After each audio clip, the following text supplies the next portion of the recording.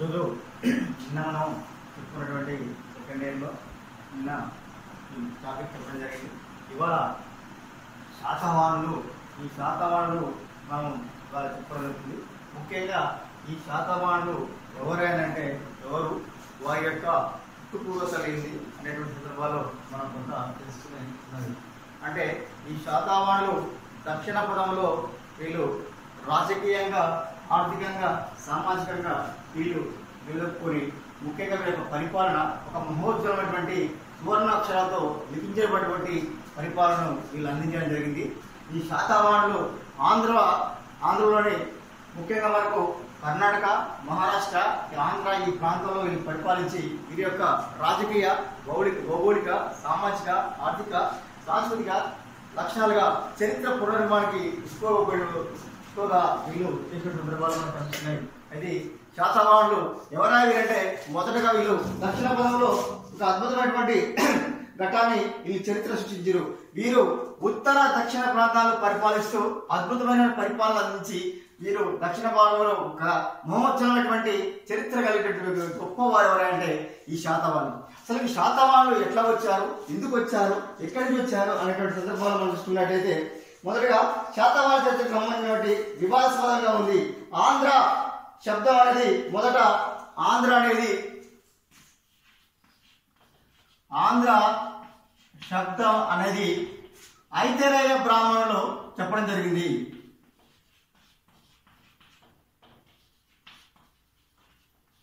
ఐతిరేయ బ్రాహ్మణ ఆంధ్ర శబ్దం అనేటువంటి పదము మొదటగా ఐతిరేయ బ్రాహ్మణంలో వీరి యొక్క శాతవాహనుల కాలాన్ని కూడా మొదటగా చెప్పడం జరిగింది.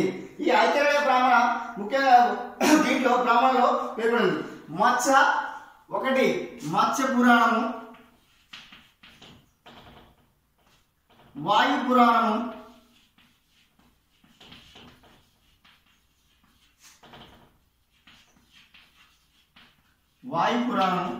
మత్స్య పురాణము, వాయు పురాణము. ఇంకొకటి ముఖ్యంగా మనకు విష్ణు భాగవత పురాణాల్లో విష్ణు పురాణం, భాగవత పురాణం,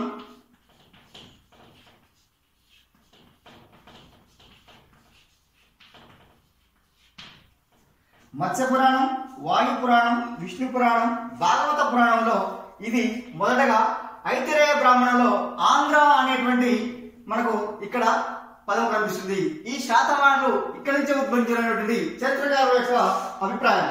ఈ చరిత్రకారులు చూసుకున్నట్లయితే ముఖ్యంగా మనకు వీరు దాదాపుగా 30 మంది ఆంధ్రరాజులు, సుమారు 30 మంది ఆంధ్రరాజులు సుమారు దాదాపు ఎన్ని సంవత్సరాలంటే ముఖ్యంగా ఇక్కడ మనకు 4.5 శతాబ్దాలు పాలించిన సందర్భాలు కనిపిస్తున్నాయి. 4.5 శతాబ్దాలు 30 మంది రాజులు దరిదాపుగా 4.5 శతాబ్దాలు మన ఈ శాతవాహనుల కాలంలో ఈ ఆంధ్రదేశాన్ని పరిపాలించిన సందర్భాలు మనకు కనిపిస్తున్నాయి. ఇక్కడ మనకు కనిపించేది ఏంటంటే మత్స్య పురాణము, వాయు పురాణము, విష్ణు పురాణము, భాగవత పురాణంలో వీళ్ళు మొదటగా పేర్కొనడం జరిగింది.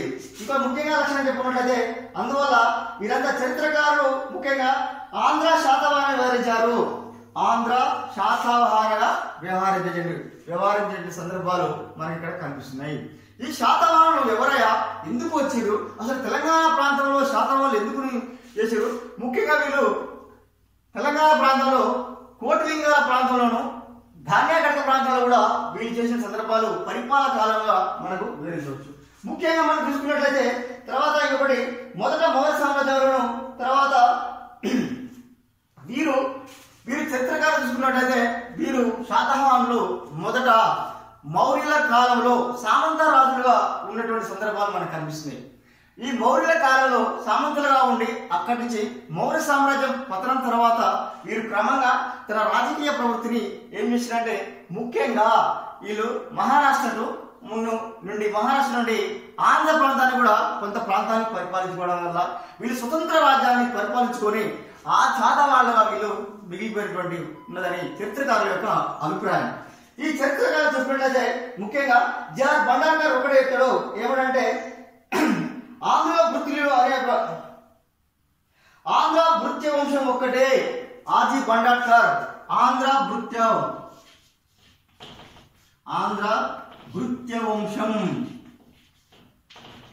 ఇది ఆర్జీ భండార్కర్ చెప్తాడు. ఈ ఆర్జీ భండార్కర్ ఈ చరిత్ర చూసుకున్నట్లయితే ముఖ్యంగా మనకి ఇంకొకటి శాతవాహనులు ఆదిమనివాసం నుంచి మహారాష్ట్ర అనేది అంటున్నాడు. అయితే ఈ శాతవాహనులు మొదటగా మహారాష్ట్ర వాళ్ళని శ్రీనివాస్ అయ్యంగార్ ఇక్కడ చెప్తారన్నమాట. శ్రీనివాస్ అయ్యంగార్ ఏమిటంటే చరిత్రకారుడు. శ్రీనివాస్ అయ్యంగారు శాతవాహనులు మొదటగా మహారాష్ట్ర నుంచి వచ్చి ఇక్కడ తెలంగాణ ప్రాంతంలో స్థిరపడినటువంటి శ్రీనివాస్ అయ్యంగారు చెప్పడం జరుగుతుంది. ఇంకొక చరిత్రకారుడు ఏం చెప్తుంటే ముఖ్యంగా వీరి యొక్క ఆచార వ్యవస్థలోని కర్ణాటకలోని వీరి బళ్ళారి ప్రాంతం అని ముక్తఖండంగా వ్యవహరించడం జరుగుతుంది. వీరు మొదటగా శాతవాహనులు మహారాష్ట్ర నుంచి వచ్చారనేమో శ్రీనివాస్ అయ్యంగార్ చెప్తున్నారు. తర్వాత కొందరేమో కర్ణాటకలోని బళ్ళారి ప్రాంతానికి చెందినటువంటి వారని చెప్పడం జరుగుతుంది. బళ్ళారి ప్రాంతం, ఈ బళ్ళారి ప్రాంతం నుంచి క్రమంగా వచ్చి వీళ్ళు ఏం చేసినంటే మొదటగా ఇక్కడ గోదావరి కృష్ణా మండల వాసులని చెప్పడం జరిగింది. ఇక్కడ గోదావరి పరివాహక ప్రాంతం నుంచి వీళ్ళు ఆంధ్రప్రదేశ్లోకి రావడం జరిగింది. గోదావరి కృష్ణ పరివాహక ప్రాంతంలో వీళ్ళు చివరిగా చేస్తూ క్రమంగా వీళ్ళు తెలంగాణ ప్రాంతంలోకి రావడం జరిగింది. ఈ తెలంగాణ ప్రాంతాలకు వచ్చిన తర్వాత కొందరేమో చరిత్రకారులు ఏమిటంటే అశోకుని కాలంలో ముఖ్యంగా వీళ్ళు కూడా సామంత కాలంలో ఉన్నటువంటి సందర్భాలు మనకు చెప్తున్నాయి. ముఖ్య సిద్ధాంతం తీసుకున్నట్లయితే ఇక్కడ మనకి ఏమంటుందంటే ఇక్కడ అశోకుని కాలంలో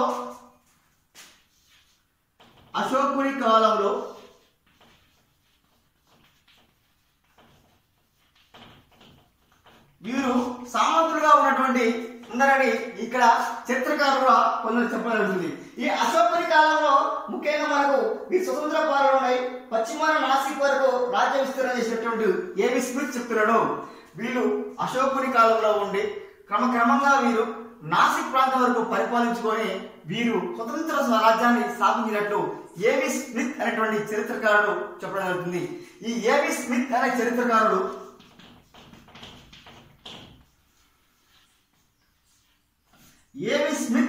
చరిత్రకారుడు మొదటగా వీళ్ళు అశోకుని కాలంలో సామంతులుగా ఉండి క్రమంగా అశోక రాజ్యం అంతరించిపోయిన తర్వాత సామంత రాజుగా వ్యవహరించి చివరికి వీళ్ళు నాసిక్ ప్రాంతం వరకు పరిపాలించి స్వతంత్రాన్ని ప్రకటించుకొని ఆంధ్ర ప్రాంతానికి వచ్చినని ఇక్కడ ఏవి స్మిత్ అనేటువంటి చరిత్రకారుడు తన యొక్క అభిప్రాయంలో వెళ్ళగేయడం జరిగింది.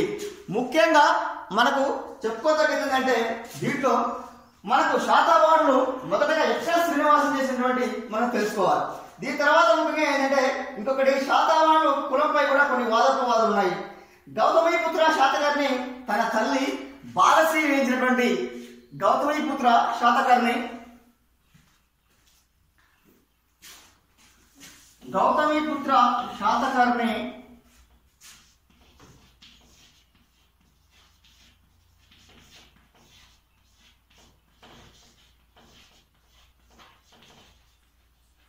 తల్లి గౌతమి బాలశ్రీ వేయించిన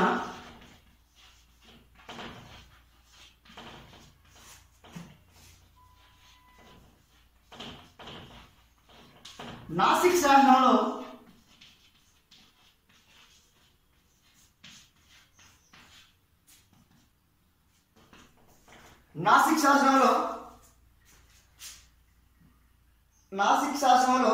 మనకు కనబడుతుంది. ఆ శాసనంలో ఆమె తన కుమారుణ్ణి గౌతమిపుత్ర శాతకర్ణి గౌతమి బాలశ్రీ వేయించినటువంటి తన తల్లి గౌతమి బాలశ్రీ వేయించిన శాసనం నాసిక్ శాసనం. ఆమె తల్లి ఏమన్నదంటే గౌతమిపుత్రుడిని ఏకవీరుడు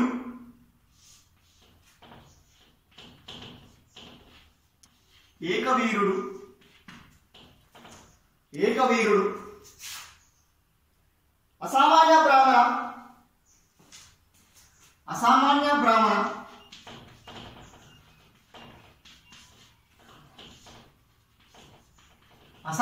బ్రాహ్మణ శూరుడు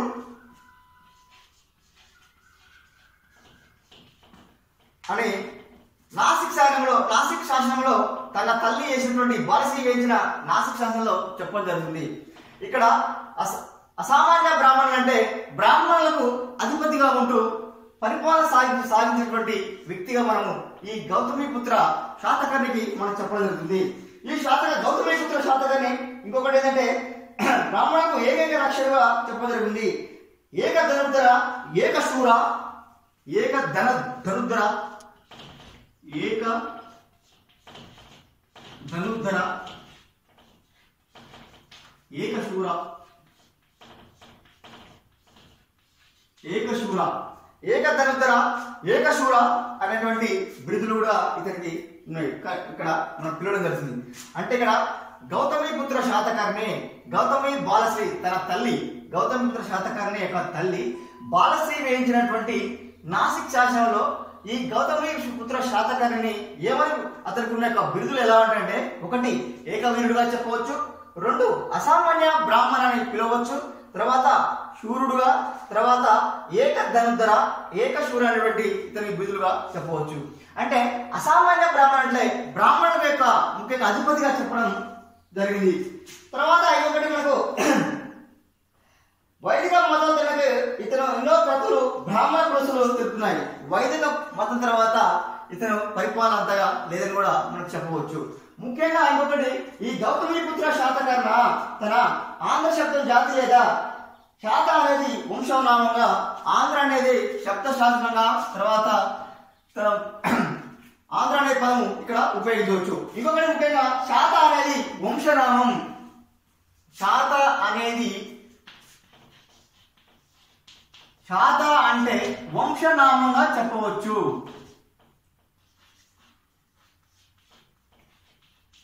శాత అంటే వంశనామం, వంశనామం కూడా మనం శాతవాహన కాలంలో చెప్పవచ్చు. శాతవాహన పరిపాలన కాలం అంటే నేటికి కూడా కొంత వివాదాస్పదంగా కనిపిస్తుంది. మౌర్య, శుంగ, కన్వ వంశాల పరిపాలన అనంతరం వీరు పాలన ప్రారంభించిన ఒక సిద్ధాంతం ఉంది. ఇంకొకటి మౌర్య, శుంగ, కన్వ వంశం తర్వాత ఒకటి మౌర్య, శుంగ, మౌర్య వంశం, శుంగ వంశం, కాన్వ వంశం,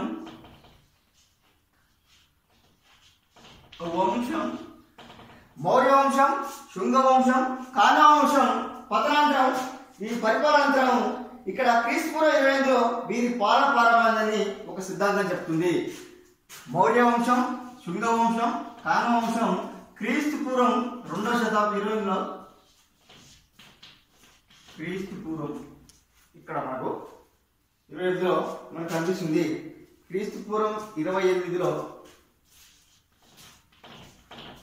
వీరి యొక్క పరిపాలన మనకు కనిపిస్తుంది.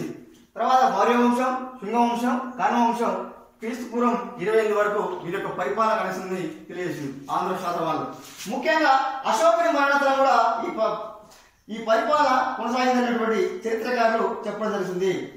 గ్రీక్ రచయిత మెగస్థనీస్ వీరి మొదటిగా అశోకుని శిలాశాసనాలు చూసుకున్నట్లయితే వీరు ఏమంటారంటే వీరి యొక్క ప్రాంతం కళింగ ప్రాంతం అని, ఒరిస్సా ప్రాంతం అని, గంజా ప్రాంతం అనేటువంటి వీరి యొక్క చెప్పుకోవచ్చు. ముఖ్యంగా ఒరిస్సా ప్రాంతంలో వీరి యొక్క ప్రాంతం అని అశోకుని శిలాశాసనాల్లో ఈ శాతవాహనులు మొదటగా ఒరిస్సా ప్రాంతంలో నివసించారని చెప్పడం జరుగుతుంది. ముఖ్యంగా వీరు శ్రీకాకుళంలోని తన రాజధాని శాతవాహన ప్రాచీన రాజధాని శ్రీకాకుళం అని, తర్వాత వారి యొక్క రాజధాని దాండాకటంగా చెప్తున్నారు. మొదటగా శాతవాహనుల రాజధాని శ్రీకాకుళంగా, మొదట శ్రీకాకుళం, తర్వాత ధాన్యకటకంగా చెప్పడం జరుగుతుంది వీరి యొక్క రాజధాని. శాతవాహనులు మొదటగా వీళ్ళ అశోకుని శిలాశాసనంలో ఏమని పేర్కొందంటే వీరి యొక్క పుట్టుపూర్వతలు చూసుకున్నట్లయితే మొదటగా వీరి యొక్క రాజధాని శ్రీకాకుళం అని, తర్వాత పరిణామక్రమంలో వచ్చినటువంటి మార్పుల ఆధారంగా ధాన్యకటంగా మార్పు చెందిందని మనకు చెప్పడం జరుగుతుంది. తర్వాత ఈ క్రీశకం మొదటి శతాబ్దంలో బాగా విస్తరించి శాతవాహన సామ్రాజ్యానికి ప్రతిష్టానపురం రాజధాని అని చెప్పవచ్చు. దీని తర్వాత ప్రతిష్టానపురం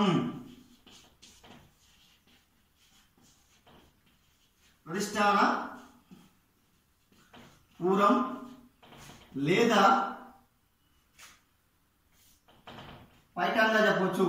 మొదటిగా శాతవాహనులకు శ్రీకాకుళం రాజధానిగా ఉన్నదని కొంత విస్తీర్ణం జరిగింది ముఖ్యంగా. దాని తర్వాత రాజ్య యొక్క విస్తరణలో మొదటి దాన్యాకటకంగా చివరికి ప్రతిష్టాన పురంగా వీరి యొక్క రాజధానిగా చెప్పడం జరిగింది.